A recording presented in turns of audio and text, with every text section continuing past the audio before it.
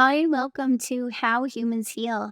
I'm Dr. Donnie Wilson, and in this episode, we're going to be talking about something that I consider to be the foundation of health and healing, and that is what I refer to as CARE, C-A-R-E, or sometimes we refer to it as self-care. I'm going to be describing to you in this episode what is this care and the care method that I use with my patients because it's actually one of the simplest things we can do for our health, but it's so simple that we often overlook it.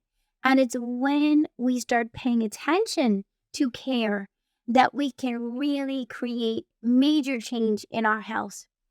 That's true whether you're dealing with fatigue, anxiety, burnout, depression, menstrual cycle related symptoms, or fertility issues, digestive issues, hormonal issues, autoimmunity, allergies, sleep issues, infections of all different types that I've helped patients with of all different ages, from skin infections, sinus infections, bladder infections, to chronic viral infections like EBV, HPV, and even long COVID symptoms, all respond to these foundational steps you can start today. So I really wanted to get this into an episode to be able to guide you with these important steps you can start to take. It doesn't require perfection. In fact, it's the opposite of that. It's about connecting with yourself, listening to your body, and getting to know what your body needs from you in order to stay well. In fact, you might notice that my voice is a little hoarse today because I wasn't keeping up with my care and ended up catching a cold virus last week. And it's always a reminder for me to come back to and look at what is it that how did I not take good enough care of my body and my immune system in order for it to help protect me from this virus? And of course, then my immune system kicked in and helped fend off the virus and bacteria, and I'm feeling better. So it's there. It's about appreciating our bodies, connecting with our bodies, and asking the question, what do our bodies need based on our physiology, based on our being a unique individual, because we each actually need individualized care. It's not one size fits all. I can give you the guidelines, and then I want you to be thinking about how do you implement care for you as an individual. So we'll talk more about that today as well. And I'm going to be giving you more resources so that you can dig in deeper and have support to really fine tune your self-care. Okay, so let's get started. What is CARE, right? Once and for all, what does that stand for? So it was something that I've been writing about and reading about and saying so many times over the years. And I realized one day that it fit this acronym CARE. It was like, oh, that's amazing, because it's also the word care is what we're doing in the process. So it's a perfect acronym for these activities that you can do on a daily basis. The C stands for clean eating, eating in a way that matches your physiology and supports your health. So I'm going to be going into more detail about each of these. A is for adequate sleep. Key for all of us as humans is, as much as we sometimes think that we can go without sleep, actually, just like eating is essential, sleep is essential to us as humans. The R stands for recovery activities. And this is a whole menu of possible activities that help us counterbalance the stress we're exposed to. And E is for exercise. The important thing is that we all need to exercise at our own pace to match what our body is able to do and get benefit from. So, okay, and you might want to be taking notes as you're listening to this episode. So there you have it, CARE.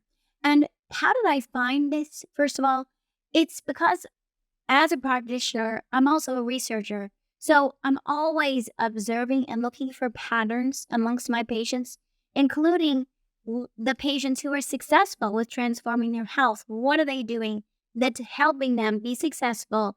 And how do they maintain that over time? What are they doing that keeps them resilient to stress and not fall right back into their health issues? Well, the more I kept looking for it, what's making the biggest difference for patients, the more I was able to see these are the things that make the biggest difference. So I want you to know, I don't want you to have to recreate the wheel or figure this out on your own. I want you to be able to know, hey, let me just follow this simple strategy of care. And these are actually, if you really consider it, these are foundational in naturopathic medicine as well.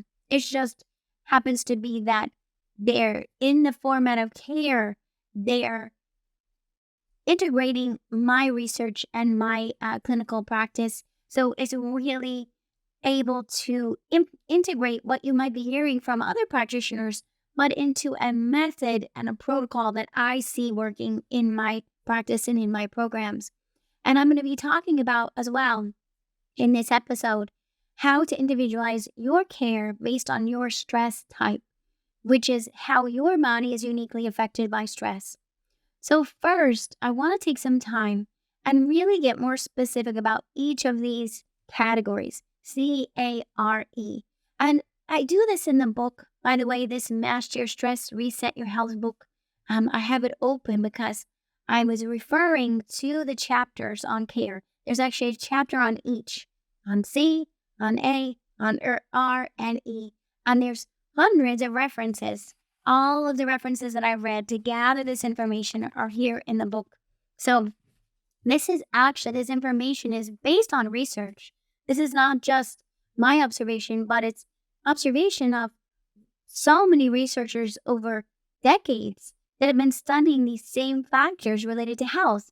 It's just I was able to bring it all into this C.A.R.E acronym to help it be organized and simple for you to follow. Okay, so C for clean eating. A lot of people, when I'm interviewed in the media, will ask me, what do I mean by that? Well, I mean several things. As I mentioned before, to me, clean eating is about eating in a way to support your health. As originally trained as a nutritionist, that was one of my key factors that brought me to the work that I do, is that I see food as medicine. That's true if we're choosing to see our food as medicine and to choose to eat in a way that is medicine to our bodies. And so just to reframe eating for us and to say, wow, every time I eat, I really want my food that I'm taking in to be medicine for my body, to contain nutrients, antioxidants, to be containing macronutrients. The macronutrients are the carbs, protein, and fat. We need to get these things from our food. That's how our bodies function and survive. So it's a matter of really honoring food as this source of nutrition for us. Instead of just eating mindlessly, we want to start to eat mindfully and choose our food with intention and gratitude. So the simplest way that I encourage people to choose their macronutrients is to have a relatively equal percentage or balance of carb, protein, and fat. And because it depends a little bit, you're going to modify a little bit based on your body. But I see a lot of diets out there where they go a little bit too extreme, one direction or the other. You can do a ketogenic diet that's high fat. You can do a carnivore diet that's very high protein. You can do diets that are very low carbs. And there's different intentions and reasons why we might choose those diets. I really encourage you to work with a practitioner who can help guide you so that you don't find yourself feeling worse following a certain diet. Even plant-based diets can make people feel worse if they're not getting enough nutrients. So I really want to caution you, there's so many practitioners, not just me out there, who can help you to be following a diet and getting enough nutrients and still be getting the health benefits from it. And I tend to find that I see the most difference with my patients, and I'm most likely to encourage people to not go to such an extreme with your diet. Because anytime we go to an extreme with our bodies, we can create more stress. So if we go to an extreme of fasting, intermittent fasting, if we go to an extreme of how we choose our macronutrients, if we go to any kind of extreme with our diet, it can become more of a stress on our system and create a lot of symptoms. I can't tell you how many patients I help recover after they've come to me after they did some sort of extreme dieting that made them feel worse. So please don't do that for yourself. You don't need that. Your body doesn't really usually need that kind of extreme. What our bodies need is predictability, consistency, and stability. So that's what we want to create with our eating. We want to have predictable meals that are the amount of food that we can easily digest. Because when we can digest our food, we can absorb the nutrients. And then we want to have intervals in between our meals so that we can complete our digestion. That's usually 3 to 4 hours. This is all based on science that's well established. So with 3 to 4 hours between meals, if you go too far between meals, it can disrupt your digestion and create stress responses. So I really encourage you to have smaller meals at 3 to 4 hour intervals through the day. And then we want to have a time of not eating overnight. A lot of that period of time we'll be sleeping, and we're going to talk about sleep next. So if you're asleep, let's say for hopefully 8 hours, you're not eating during that 8 hours. And I encourage you to stop eating at least a couple hours before you go to bed. So that means you'd have at least 10 hours without eating. And maybe you're going to want to extend that if you're feeling well, right? We need to make sure your adrenal glands can handle. If you want to extend your fast a little bit, maybe to 12 hours, you're going to only do that when your body's ready for that and when it feels good to you. And then, yes, there can be some health benefits to temporarily or occasionally extending your overnight fast to between 12 and 16 hours. But it's really important to modify your daily activities and make sure your body's ready for that. So I don't encourage it or recommend it for everyone from the beginning. The first thing we want to do is eat to balance our blood sugar and create predictability in our body so that our stress response can calm down. We want to have these small, predictable meals. I always emphasize protein.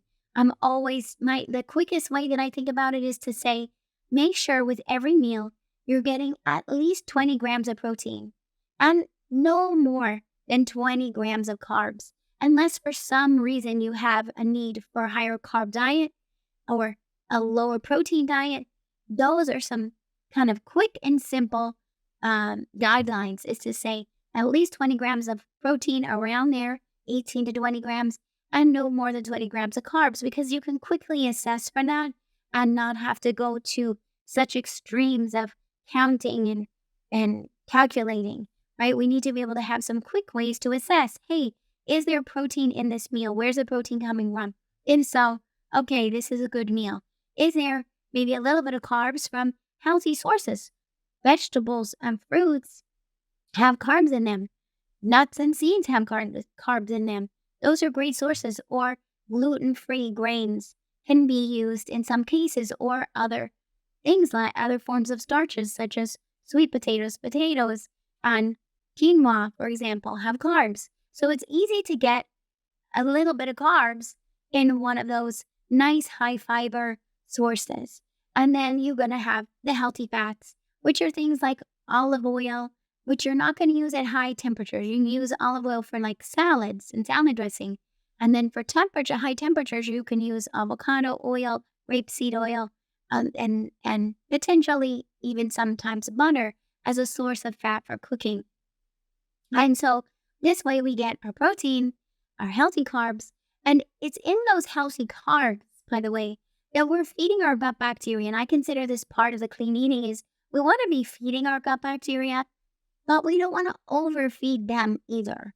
Whatever we eat and whatever we digest is going to determine what is feeding our gut bacteria. If we eat too large of a meal, if we're under too much stress when we're eating, we're not digesting our food well, and that undigested food is going to overfeed our gut bacteria. When gut bacteria are overfed, that's when you start to notice bloating and gas and bowel changes and all kinds of other symptoms. If you've been there, you know you don't want to be going there. So be careful and mindful to feed yourself, but it's even possible to overfeed your good bacteria by having too large quantity of fruit and vegetable at a single serving.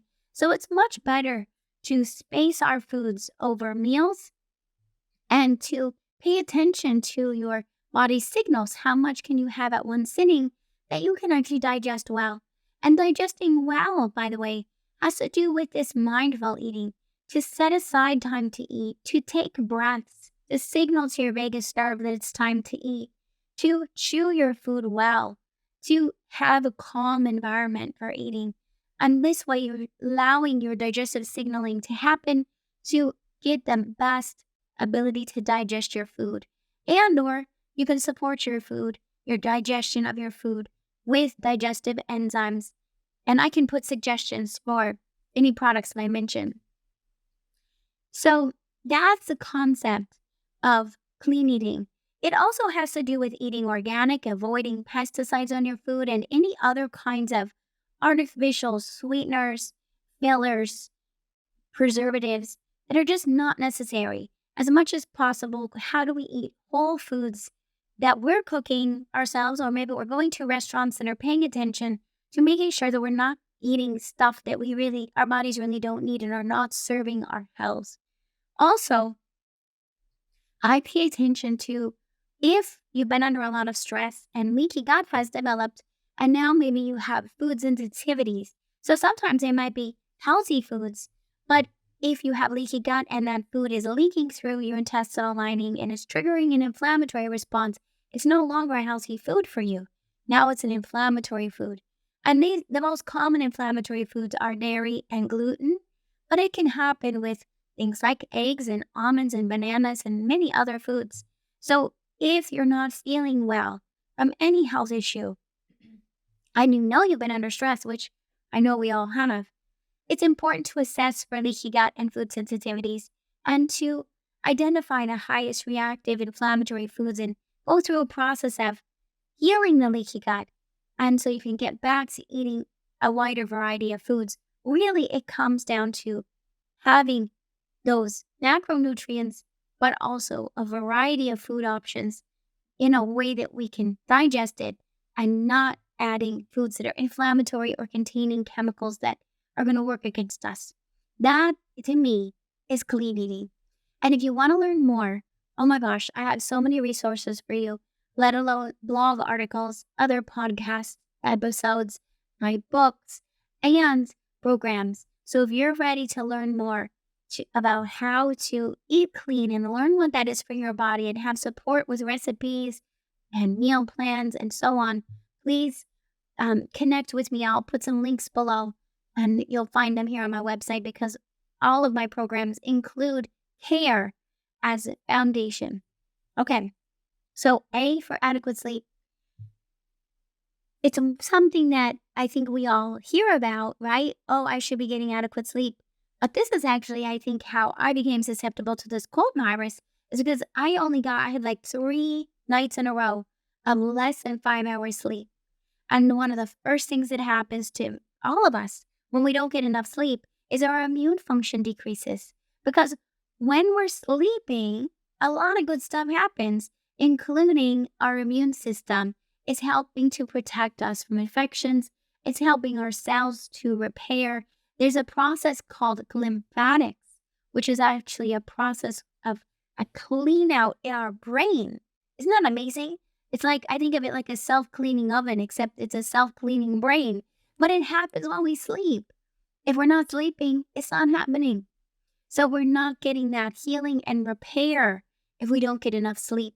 When we look at sleep, we look at quality of sleep, quantity of sleep, duration, in other words, and the timing of your sleep. Like, are you sleeping according to a circadian rhythm where you are in the world, right? So if you can sleep when it's dark versus if someone's working the night shift and they're awake when it's dark and they're sleeping during the daytime, that also affects our sleep and increases our risk of different health issues. So it's important to know and to support your body through that. I would consider lack of sleep or be working on a night shift as something where we need to know, oh, this is a stress on my system. What can I do to help prevent it from causing health issues for me? What can I do to help my body get through this stress and get as optimal sleep as possible? With sleep, we sleep in cycles, about 90-minute cycles. You don't necessarily wake up after the 90 minutes, but your body's going into gradually deeper sleep until we get into the deepest sleep. Well, we hear about REM sleep, deep sleep. We spend a percentage in time in each of these sleep types, and then it starts over again. And it's best to be able to complete several sleep cycles in a row, because each time we create a subsequent sleep cycle, we spend more time in REM sleep. And the studies show that when we're in these deep sleep types, where actually our brain waves go into what's called delta waves. And it's really when our brains get to heal, but also our whole body gets to heal. In fact, the sleep hormone called melatonin is produced when we're sleeping because it's produced when it's dark. If it's dark outside, our body starts making melatonin. It's dark because it's dark in the bedroom, our body's making melatonin. Melatonin is a hormone that's signaling all kinds of repair in our bodies. If we don't have enough melatonin, we know that's increasing risk of health issues. So I'm sure you've heard about various sleep hygiene. One thing that I do in my book, the Master Your Stress book, and also in my blog, I'll connect the link to the blog, is I think about sleep hygiene in terms of our senses, right? Our five senses. So if you think of it in terms of our sight. So first of all, I mentioned that melatonin happens when it's dark. So we need to go into our bedroom during the day and even at bedtime and say, hey, is this a good sleep environment? Am I getting enough darkness, or is there light coming in? Do I need blackout curtains? Do I need to cover over any lights or turn off devices? And including, are we getting light exposure before bed? Because any light, particularly blue light exposure in the evening, is signaling to your brain that it's not bedtime yet, and it's going to inhibit your melatonin. So it's important to create a bedtime routine where you're turning down the lights. I like to turn down the lights and put on a candle, even a LED, a battery-powered candle, because I'm signaling to my brain that it's time for bed, right? But look in your bedroom and just see, is there clutter? There's studies that show even having a cluttered bedroom can affect your sleep. So you want to use your senses. Also smell. In terms of smell, I would say even thinking of dust. Is your bedroom need to be cleaned? Is there dust in there? Could there be something in terms of, the air in your bedroom that's affecting your sleep? For sound, we want to be paying attention to noise that we're exposed to. And there's certain noises that, of course, can disrupt our sleep. And there's also certain sounds that can benefit our sleep. So if you're having trouble with sleep, you can actually use sounds like white noise, pink noise, to help with calming your nervous system and help with sleep. Also, for touch, think about the fabrics of your bed, even your mattress. Do you need a new mattress? An organic mattress is what I recommend. Organic sheets and blankets, pillows. Make sure you have a comfortable place, including the temperature. They say that actually humans sleep better when there's a little bit lower temperature in the room. You can still be under a blanket, but it's better sleep if the room temperature is around, I think it's around 67 to 69 degrees Fahrenheit. So, consider all of these different things if you're considering your sleep environment. And in terms of taste, this comes back to eating and making sure that it's a matter of keeping your blood sugar balanced. You don't want to eat carbs too close to bed because you're going to more likely have your blood sugar go up. And when your blood sugar drops, it can wake you up. It's important to even just to not eat even within a couple of hours of bedtime so that you can not have a full stomach and heartburn and all of those kinds of things going on when you're trying to sleep. So that's just some of my ideas for helping you with your sleep. But again, actually, I wrote a whole separate book called The Natural Insomnia Solutions. You can find it on Amazon. I'll put a link. And I go into detail in the whole book about how to help with sleep issues. So if you're struggling with sleep, I recommend you definitely get that book and work through it, and you'll see a big difference in your sleep. Let's see. For those of you, again, who are working the night shift, I just always want to have you keep in mind that the more years that you work the night shift, the greater effect it can have on your health. So if you need to be up at night temporarily, it's going to have less of an effect, and we just have to help you recover. If you're going to be working the night shift for longer periods of time, we really want to be intentional about helping your body to get your cortisol levels to optimal and your melatonin to optimal. So I encourage you to, if you can, reach out to me and have me help you with that, so I can really help prevent health issues from working the night shift. I also like to mention, if you have children, babies, we have a baby in my house right now because my granddaughter is here, and she sleeps through the night. She's amazing with that. But my daughter did not sleep through the night, so I had a very wakeful sleep when my daughter was young, and I understand how difficult that can be. And it's like almost an imposed insomnia. Normally you would sleep fine, but you're being woken up by maybe a child, maybe a pet, maybe an elderly person that you're taking care of. So there's many reasons that we can be woken from our sleep. And even like when having a cold, I've been woken from my sleep. And so what we want to do is to try to stay calm, because sometimes when we're woken from our sleep, the first response is to get stressed about it. Oh my gosh, what if I don't sleep? It's going to ruin my day. And we get ourselves more stressed, and that just works against us. We're less likely to be able to sleep when we've got high adrenaline and a stress response going on. So try and just keep yourself calm. Put on some calming music or a calming meditation. Meditation actually can get us very close to delta brainwaves or back into sleep. Or at least you're getting the benefits of meditation if you're not falling asleep. So try to have strategies that you can use to help yourself to get through those wakeful nights. And hopefully soon then you can have some nights of full sleep, at least 7.5 hours. Okay, let's go to R, which is the recovery activities.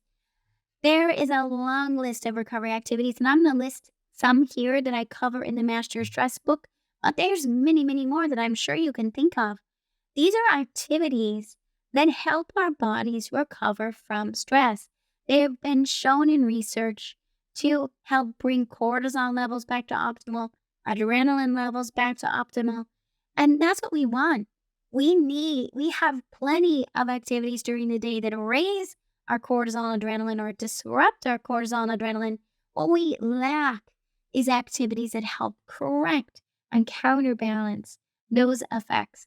So I encourage you to look at this almost like a menu and choose what interests you. It's about choosing something that you're curious about or you enjoy. Maybe there's things you do already that you can continue choosing to do. Or there's things that you've been thinking, oh, I've been really wanting to do that and I haven't yet. And maybe this gives you a chance to say, okay, it's time to bring some recovery activities into each and every day. So first of all, it can even be setting boundaries around your self-care, setting boundaries to say, hey, I need this time in my schedule to take care of me and to reset from stress. Also, gratitude. Anytime when we practice gratitude, meaning just allowing ourselves to feel grateful for things that are happening in our lives, people in our lives, pets in our lives, experiences, when we go into a state of gratitude, absolutely studies show how it increases our anti-stress hormones like oxytocin and helps us to recover from stress. So it can be as simple as journaling about what you feel grateful for, or thinking about it before bed or when you wake up in the morning. HPV positive, I invite you to attend my free online workshop called 5 Days to Heal HPV. Sign up today and access a proven protocol that has helped thousands of women around the world. I will teach you how to understand your PAP results and what's making you susceptible to this virus so that you can take precise action. Let's work together to help get HPV to negative, heal abnormal cells, and also to keep it negative and become resilient. I'll see you there. Quiet. Sometimes just being in quiet can help us reset from stress. So much of the time, I think we're so used to having the TV on or the radio on or people talking to us. We're just used to constantly having something going on. And so it takes intention to say, hey, you know what? I just need a few minutes of quiet. And it's amazing what can happen when you have that quiet time. So create that for yourself. Meditation and mindfulness can, oh my gosh, so much research on these activities. And so some people, I mean, I love meditation and bringing it to my day every day. Some people I know can be kind of afraid or confused about how to do meditation. And I encourage you to just start simple, start small, start with 5 minutes. There's so many videos on YouTube, and I also have sample videos for you as well. Start little by little. Meditation is really about becoming more aware of your thoughts and becoming the observer in your own body. So much of the time, we're just immediately responding to sounds and triggers and what's going on and what's next. We lose track, we lose track of our ability to be the observer in our own experience. And so that's how I describe meditation and how I think about it. It's simply taking a couple minutes to just breathe and allow yourself to notice the sounds, notice the feelings in your body, notice your thoughts, but don't react to anything. Just be with them. And that's meditation at the very beginning stages. You can go to more advanced levels of meditation, but I really think it starts with the greater awareness for our thoughts and our feelings in our body in each moment. Mindfulness is along those same lines. Mindfulness is even being mindful when you're eating, mindful when you're doing the dishes, mindfulness when you're doing the laundry. It's about being in the present moment instead of trying to think about something else or figure something else out or be on the phone while we're doing all this multitasking. That's kind of like the opposite of being mindful. So mindfulness is something that you just practice and choose and can make amazing difference with healing not only our nervous system and our brain, but our whole body can respond positively to meditation and mindfulness. Also, prayer or whatever spiritual practice is for you has been shown to really be key for stress recovery. So if you're already doing that, great. You're already doing some stress recovery. Or if you haven't been lately, maybe it's something to bring back into your life. Also, breath work or any kind of deep breathing. There's a lot of books and videos out there on how to use breath work for healing, even breath work for healing from trauma. Amazingly, simply breathing can help us release the stress that we've been through. So I encourage you to explore that, as well as yoga has a lot of research of how yoga can help us recover from stress. And yoga involves mindfulness, breath work, and movement, very intentional movements and positions of the body. Ancient practice. So is Tai Chi for that matter. Tai Chi is another form of movement and mindfulness. It can be very healing and recovery from stress. Also, time with animals. Whatever animal I really think could work. There's a lot of research on a time with cats, dogs, but really when you're with an animal, something happens where our oxytocin is released, which is an anti-stress hormone, and we start to go into stress recovery. Amazing research on that, as well as the research on spending time in nature. Simply, just even if you're looking at pictures of nature without even going outside, taking care of plants, or actually if you can go outside and spend time in nature, huge amounts of stress recovery can happen. It sounds so simple to spend time in nature, but it's easy to miss it if you're busy all day. Next thing you know, it's getting dark outside and you missed your chance to get outside. So I really encourage you, as much as you can, to even get outside first thing in the morning, even for a short walk, even 5 or 10 minutes. And in the middle of the day, just be able to observe nature. Now you're combining mindfulness with your time in nature to observe the plants and the sounds and the colors and the smells. Our human bodies respond to all of these things and they help us recover from stress. Laughter is well researched as well as a stress recovery activity. So is sound, as I mentioned, related to sleep. But I would say music and vibrations of various types can be very healing. So now you can even experience sound healing activities. And if you haven't done that before, I encourage you to try it. Amazing, amazing power of sound and vibration to help us with healing. Also, just playing instruments. If you like to sing, singing is very healing, including to the vagus nerve. Playing instruments. If you like to play instruments or have always wanted to play an instrument, I encourage you to do it because it's going to help you recover from stress. Also, sauna therapy is a form of stress recovery. Sex is a form of stress recovery, of course, with consent and in the right circumstances. And even intimacy in general can be, and research has shown to be very helpful for recovering from stress. Reaching out and just talking to someone who you care about, a friend, a family member, or working with a therapist, being able to talk about your experience as a human in your life. Talking, and there's so many forms of therapy that can be very helpful for stress recovery, not just psycho-emotional therapy, but also various forms of physical therapy, somatic therapy, myofascial therapy. And a lot of these I have covered on the How Humans Heal podcast because I love to interview practitioners who help with all these different things that I've mentioned. That's why I choose to interview those guests, is because I want you to be able to learn more about those specific activities that can help you recover from stress and trauma.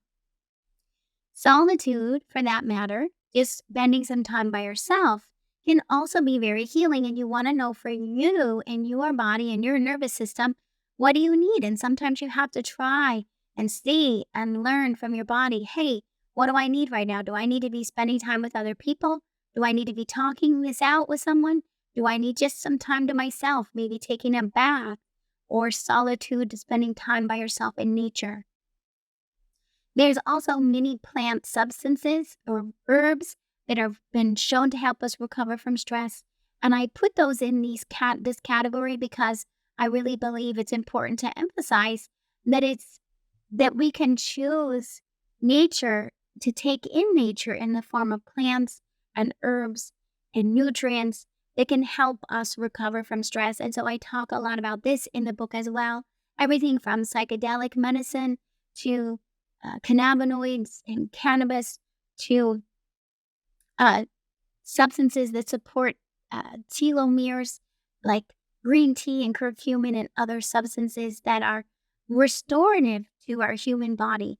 So I encourage you, if you want to learn more, to definitely get the Master Stress book so you can learn more. And also, I can put mention of, I have episodes about some of these, like, for example, psychedelic therapy, for example. So if you want to learn more, I've got more for you.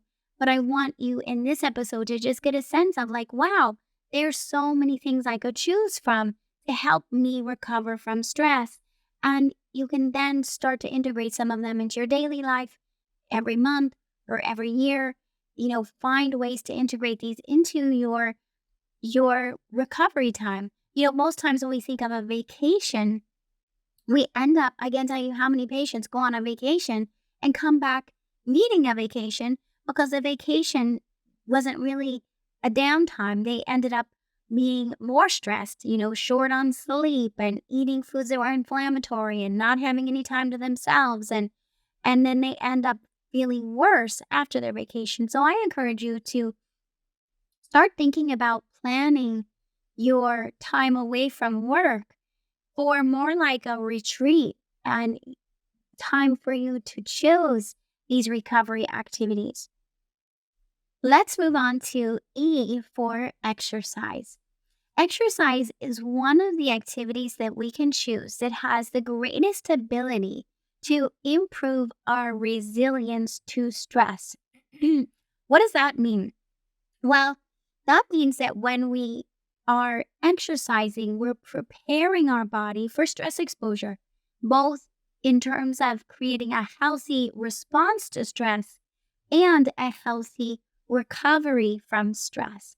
And so that's one of the reasons why it's so important for men and women to be finding ways to integrate exercise into your life, into your routine, your regular routine.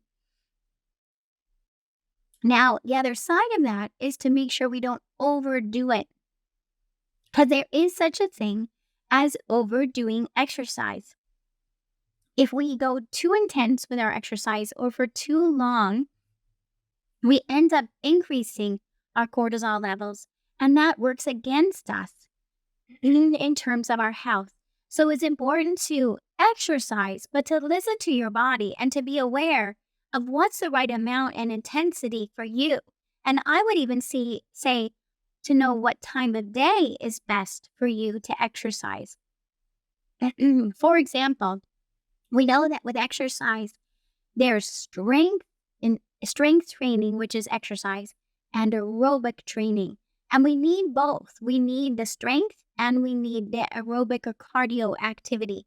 Both of those help us to become resilient to stress and to recover from stress. So much research on this. But you can choose so many different activities. It's important to choose activities that match your body, your current activity level, and also your interests. I encourage you to choose something you enjoy and that you like to do as exercise. So, for example, if you don't like to swim, you're not going to choose swimming as your exercise, right? It's better for you to choose something that you're going to love. Like I love ballroom dancing, and ballroom dancing is one of my favorite forms of exercise every week. I also love low impact or high impact training, and usually in shorter increments. So, especially for those of you who might just be starting to exercise, I encourage you to start small. Start with 5 minutes. Then you can work up to 10 minutes or 15 minutes. The studies show that we can get the benefits from strengthening even in short periods of time. And then you can even potentially repeat that a couple different times in a day to add more time to your exercise. For those of you with joint hypermobility, like me, it's important to be really cautious with exercise, to not overdo it, because you're more likely to get injured from standard exercise. So I encourage you to really become more mindful about the exercise you're choosing. Even if it's yoga, you might have to do a little bit less than other people if you have joint hypermobility.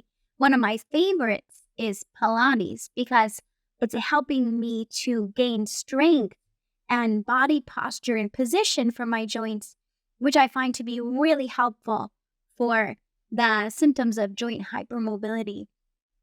So here again, the important thing with exercise is to know where you're starting. There's no reason to try to push yourself beyond what feels good to you. Always listen to your body during exercise and after.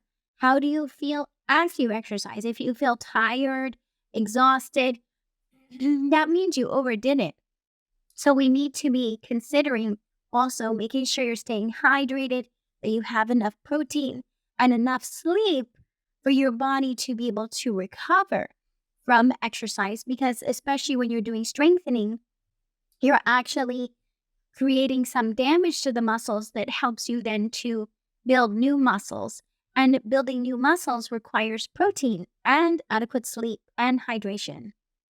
So, really being mindful about your exercise to do it in a way that's working for your body and not working against your body, right?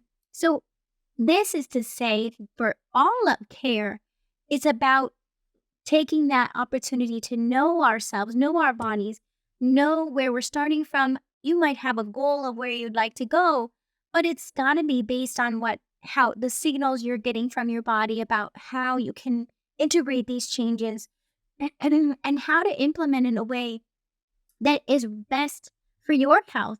And this brings me to modifying care based on your stress type. So, stress type, again, is how your body is affected by stress, specifically related to cortisol and adrenaline levels. So, the thing I found in my research is that we don't all react to stress the same way. We don't all have high cortisol, high adrenaline, even if we might think that might be the case. It's simply not the case. So, it's important to know for you in your body what's happening with your cortisol and adrenaline levels, because your cortisol and adrenaline levels will influence what's the best care for you. You could do care in general, but what I find is when you fine tune your care based on your stress type, you're going to benefit even more. So the way to know your stress type, you can do the stress type quiz right on my website. I'll put the link. You can also find the stress type quiz in the book, the Master Your Stress book. And this helps you to identify your likely stress pattern, your likely cortisol and adrenaline levels based on the effect of stress that you've been exposed to in your life, not just recent, but from your whole lifetime, including your genetic tendencies toward the imbalances of cortisol and adrenaline. So it's a quiz that you can do in less than 2 minutes, and it shows you what likely is your stress type out of the 5 most common stress types. What I found in my research is that those 5 are the most common imbalances of cortisol and adrenaline because of stress. So there's the stress magnet that tends to have high cortisol and adrenaline at some point or all day. Sluggish and stressed, who has high cortisol with low adrenaline. Tired and wired, that has the opposite. High adrenaline with low cortisol. The night owl is like a stress magnet, but they have high cortisol and or adrenaline at night. And blah and blue is opposite. They have low cortisol, low adrenaline, all day or part of the day. It's also possible to have a combination of stress types. So it's important to know your stress type because that tells you what your cortisol and adrenaline are up to, and especially when you're under stress and not doing enough care, where you're likely starting from. Then we can use nutrients and herbs to bring your cortisol and adrenaline back to optimal. Care helps you to get your cortisol and adrenaline back to optimal. And care helps you to keep your cortisol and adrenaline at optimal going forward. Because to me, the ultimate for health is resiliency, is our ability to be exposed to stress, do things we love, whether that's traveling or different sports or activities or being a parent or grandparent or whatever you're doing in your life, building a business, a project. We want you to be able to do these activities, but we want you to be resilient to the stress so that the stress doesn't have a negative impact on your life. And that's why it's so important to know your stress type and to modify your care based on your stress type, which is what I also describe in the Master Your Stress book. So if you want to know all the details of how to do that, read the book. And then I also have created an online program called the Stress Warrior Program, where I guide you to do all of this. So you can literally sign up now and have me show you, based on your stress type, how to implement care and recovery from stress so that you can get your cortisol and adrenaline to optimal and what to do to keep them optimal going forward. Okay, so I think you guys got it. I'm going to give you a lot of resources for where to go for additional information. And to know that by taking these steps to establish care, it can be foundational to your healing and to your health over time and your longevity over time, meaning being able to live as long as you can, as healthy as you can. It's going to be supporting your body in the way that it needs specifically as an individual so that you can heal, whether from HPV and abnormal pap smear, whether you're trying to get your menstrual cycle regular for fertility reasons, whether you're peri or postmenopausal and needing to address your health for that reason, maybe you're preventing heart disease, dementia, or cancer. For all of these reasons, solving and establishing your care based on your stress type will help you accomplish those goals. And some of the ways that I have created to help you include the self-care notebook. And so the self-care notebook is really a journal, but it's a way for you to not only journal as a stress recovery activity, but to keep track of your care as you're working on integrating it and implementing it and fine-tuning it to really create a self-care routine that's going to work well for you over time. I also have created, as I mentioned, the Stress Warrior program and the other programs, the Leaky Gut Healing program and the HPV Healing program. These all integrate care as the foundations in these programs. So I encourage you, if you have a specific health issue or you're working on a specific area, then go and check out those programs, as well as working with me one-on-one. This is what I'm helping you to do when I'm working with you one-on-one as a patient, is helping you to learn how to eat clean, how to get the optimal sleep, how to integrate recovery and get your cortisol and adrenaline back to optimal, and how to get your exercise to the place where you feel excited to exercise, choose the exercise you love, and feel good during it after.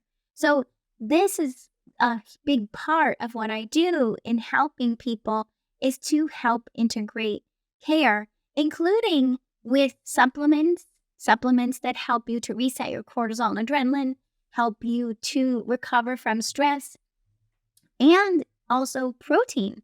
So as I mentioned, protein is so important, and that's one of the reasons that I take so much time to identify and bring healthy, clean protein into the Nature Empowered product line. So you can find pea protein, which is a plant-based protein, or bone broth protein, which is an animal-based protein, that are clean, meaning no sugar, no preservatives, nothing in there that you don't want, only the stuff you do want.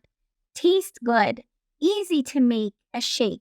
And this way you can get protein first thing in the morning or on the go, or as part of a detox program. In the detox program that I developed, we include plant-based or bone broth-based protein powder, again, as a way to help you to get the protein, get to establishing your care. That's one of the key things we do in the 14-day detox, is help you to understand how to integrate care into your life so you can then continue on that path going forward.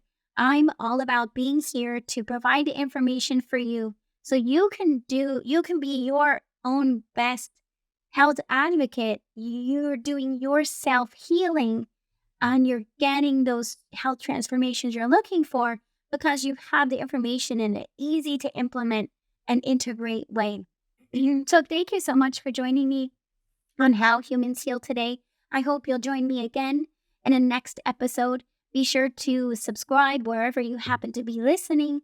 And you can also subscribe to my weekly Wellness Wisdom newsletter, because I'll send you then an email every Thursday when the next episode comes out.